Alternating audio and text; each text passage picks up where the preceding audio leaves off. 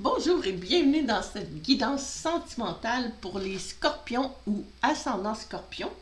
Ça s'adresse aux couples ou ceux qui ont quelqu'un dans la mire.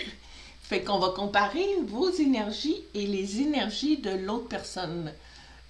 Pour le prochain mois, à partir du moment où est-ce que vous voyez cette guidance-là, on va garder votre bon discernement. Donc, c'est pas tous les scorpions qui vont avoir le même mois. Donc, on y va. Fait qu'on commence par regarder votre situation par rapport à ce couple-là. OK. Donc, de votre côté, on a la reine. Non, la justice, qui est une carte majeure, qui ressemble à la reine d'épée. Donc, la justice, c'est que vous êtes probablement en recherche d'équilibre dans votre vie. L'épée, ben, c'est les idées dans le tarot, puis il y a une balance pour l'équilibre.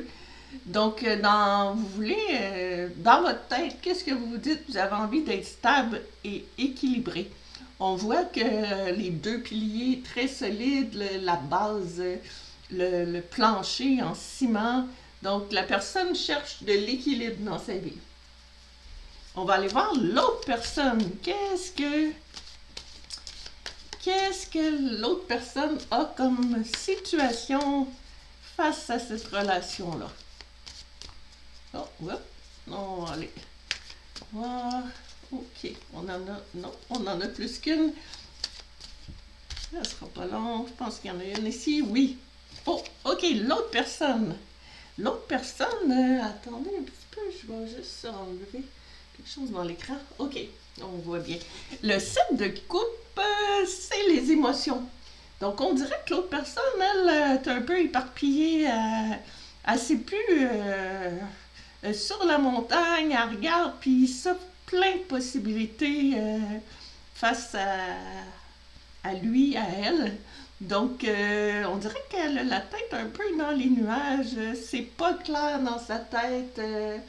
On dirait qu'il y a un petit quelque chose à régler, là. Parce que les émotions, ça brasse d'un à l'autre, là. On va aller voir votre attitude consciente face à cette relation-là. Votre attitude. Oh, c'est beau!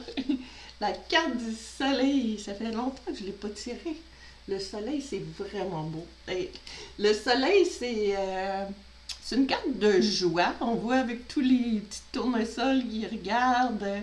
C'est une carte, le petit enfant, l'innocence, puis c'est le cheval blanc. C'est comme si dans, tu sais, pour vous, c'est comme encore une carte majeure. C'est vous rêvez au prince charmant sur son cheval blanc. C'est la pureté. Puis il y a des fleurs partout. Le soleil, c'est la joie. Donc, votre attitude consciente, c'est que vous recherchez de la joie, d'être heureuse. Heureuse. On va aller voir l'autre personne. Son attitude consciente, c'est que ça, c'est les bâtons, c'est la passion. C'est quelqu'un qui, là, c'est le 10 de bâton, c'est le comble de la passion ou de l'action. Fait que c'est quelqu'un d'action. C'est quelqu'un, on voit que la personne fait des grands pas, puis a l'air déterminée. Donc, c'est une personne consciemment qui est quand même déterminée. C'est une personne passionnée. Puis, il y a le château en arrière. C'est vraiment juste à voir sa façon de marcher. C'est une personne passionnée. On va aller voir vos facteurs inconscients face à cette relation-là. Qu'est-ce qui est enfoui en dedans de vous, mais que vous vous cachez ou que vous ne savez pas, finalement, c'est inconscient. Donc, on va voir vos facteurs inconscients. Hop, j'en ai deux. On va continuer pour trouver juste une. Oh, voilà. Oh, c'est très beau. Le magicien. Wow. Le magicien. Hey, non, mais trois cartes majeures. Ça, c'est vraiment le summum. Donc, le magicien, en plus, c'est le 1. Donc, c'est le début des cartes majeures dans le tarot. Puis le magicien, qu'est-ce qui est spécial, c'est que sur sa table, il y a tous les outils, toutes les séries dans les suites dans le tarot qui comprennent les coupes, les épées, le bâton, puis le pentacle. Donc sur sa table, il y a tout. Il y a ils ont le terre à terre, le concret du pentacle, l'abondance, les idées de l'épée, le bâton de la passion, puis la coupe des émotions. Donc l'action aussi dans le bâton. Donc le magicien, en plus, il a l'air relié, ciel et terre, il a sa baguette magique, sa cape rouge, puis tout est fleuri à ses pieds. Donc c'est quelqu'un qui, inconsciemment, qui a tous les outils pour que cette relation-là avance.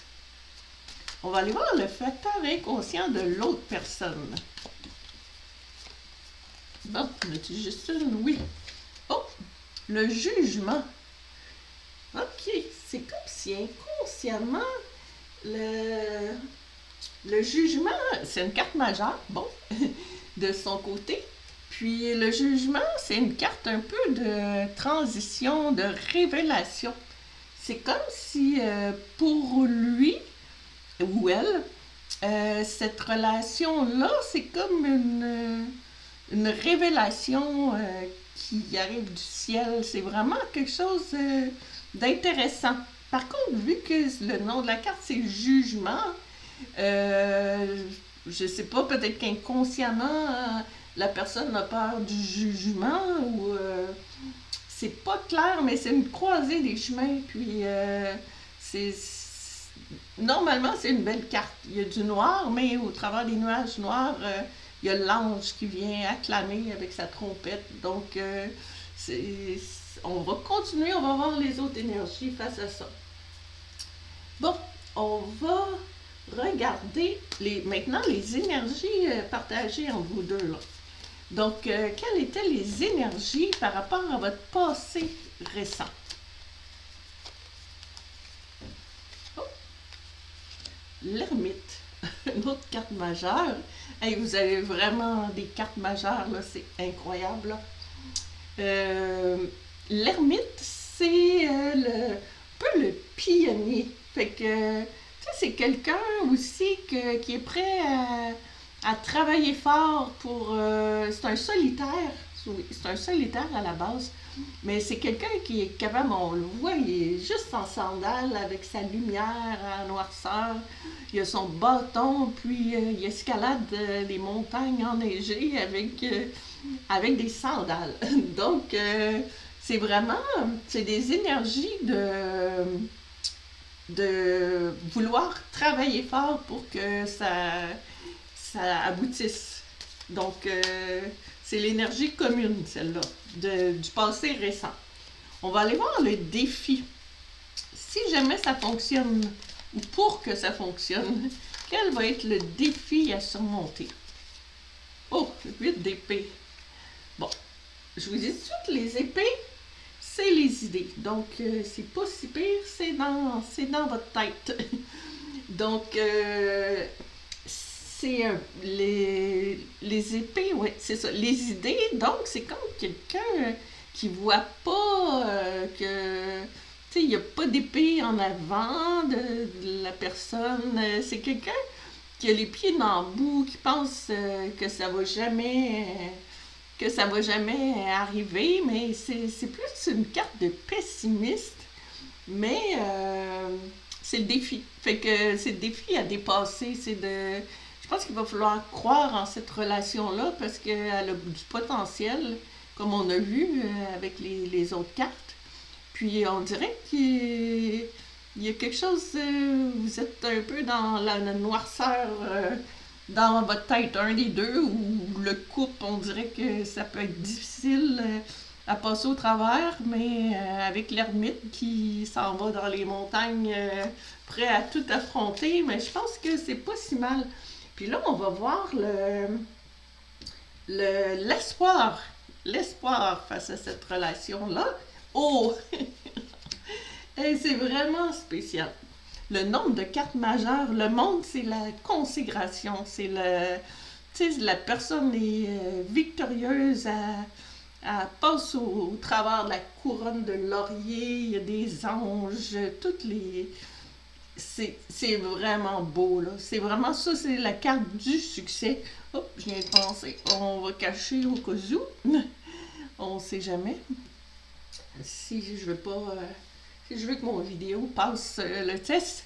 Donc, c'est la plus belle carte. C'est la carte, la dernière carte, comme je dis, de l'Odyssée du fou qui passe au travers de plein d'épreuves, comme on a vu là. Puis finalement, ben, ça se rend à le monde qui est la carte ultime avec les nuages sont là, mais ils sont roses. Donc, c'est très beau. On va aller voir ok, les énergies autour de vous deux. Oh, la lune. Bon, on retombe encore dans ces choses-là. La lune, c'est encore une carte majeure. Je les ai vraiment brassées, là. La lune, les cartes majeures, ça veut dire que c'est quelque chose de gros, là. C'est pas une petite affaire du prochain mois. Normalement, la guidance, c'est pour le prochain mois, mais on dirait que c'est du long terme, là. C'est de l'impact, des répercussions plus long terme. Donc, la lune, les énergies, c'est comme, il y a une énergie de peur. Il y a une énergie de peur autour de vous deux. La lune, c'est les peurs, des fois, qui remontent à l'enfance ou à d'autres vies antérieures. Puis, c'est que la personne elle veut prendre le sentier, mais il y a un chien, un loup, ça fait peur. Il y a l'écrevisse ou le crabe ou scorpion, en tout cas, qui s'en vient avec l'eau, puis qui arrive avec le courant, puis qui est pas rassurant. Mais c'est beaucoup, c'est de l'introspection, là. Fait que je pense qu'à l'intérieur, il y a une peur, mais la lumière va sortir. Le jour va se lever. C'est la nuit, mais le jour se lève toujours après la nuit.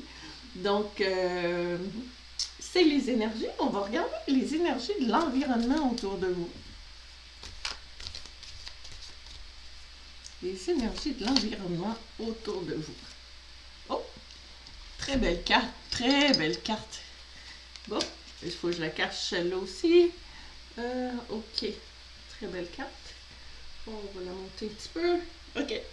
La carte de l'étoile, c'est une carte d'équilibre. Puis l'étoile, c'est l'espoir. Fait que c'est vraiment une énergie d'espoir autour de vous. Même s'il y a des peurs avec la lune, on voit que ça, c'est vraiment la carte d'espoir en l'équilibre. Trouver l'équilibre dans cette relation-là, qui est la première carte que vous aviez eue de votre côté.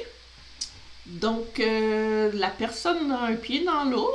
L'eau, c'est les émotions qui coulent, puis la personne met vide de l'eau dans l'eau, sur la terre. Puis l'autre genou, lui, il est sur la terre. Donc ça, c'est le concret, le terre à terre. Tout est beau, il y a des fleurs, puis est en équilibre. Puis en plus, on a notre oiseau qui est juste en arrière, puis qui lui aussi se tient sur une patte en parfait équilibre. Donc, on a commencé un peu de votre côté dans une recherche d'équilibre avec la justice. Puis là, on arrive ici avec notre étoile. C'est beau. Il y a des défis. C'est sûr, il y a des défis. Mais c'est plus, on dirait, psychologique pour vous. Ben, pour vous deux. On va regarder maintenant le futur probable. Mais vous êtes maître de votre propre destinée. Donc, ça dépend de qu'est-ce que vous allez faire avec ça. Futur probable. Oh! Bon, là, on est dans le futur pour le prochain mois. Puis, c'est pas une carte majeure, mais on dirait qu'il y a des petits accrochages, mais ça n'a pas l'air d'une grosse bataille, là. Le 5, c'est un petit peu une transition. Fait que la transition peut être un petit peu conflictuelle, mais on voit que c'est pas la grosse bataille, là. Mais peut-être que ça va être difficile, là. Le bâton, c'est l'action. Fait que dans vos actions, la passion aussi, là, mais là, je le vois plus dans les actions, ben, il va y avoir des petites difficultés à s'entendre, mais je pense que c'est pas quelque chose de majeur. Donc, on va terminer avec un message de vos guides. Qu'est-ce qu'ils ont envie de vous dire face à cette relation-là? On va prendre l'oracle de Lisa Williams, qui est une médium reconnue à travers le monde. Puis on va aller voir qu'est-ce que vos guides ont envie de vous donner comme conseil par rapport à cette relation. La pureté. OK. C'est une très belle carte, la pureté. La pureté, c'est innocence, clarté, confiance, honnêteté, vérité. Ben moi, quand je regarde ça, je dirais que les guides, ils ont envie de vous dire de rester vous-même. C'est vraiment, c'est important de rester pur puis de pas faire semblant. Tu sais, c'est vraiment de, comme on avait du soleil qui était vraiment la carte de pureté, là, la carte du soleil, c'est l'innocence d'un petit enfant, puis qui voit les choses belles, puis tu sais, c'est l'opposé de votre 8 d'épée qui voit vraiment du noir, là. Fait que c'est vraiment, ça vous dit, soyez honnête, dites la vérité, puis regardez ça comme le petit enfant de la carte du soleil qui était là. Donc, c'est le conseil et les énergies pour votre prochain mois. J'espère que vous avez aimé. Merci d'être resté jusqu'à la fin. Puis, je vous envoie tout plein d'amour.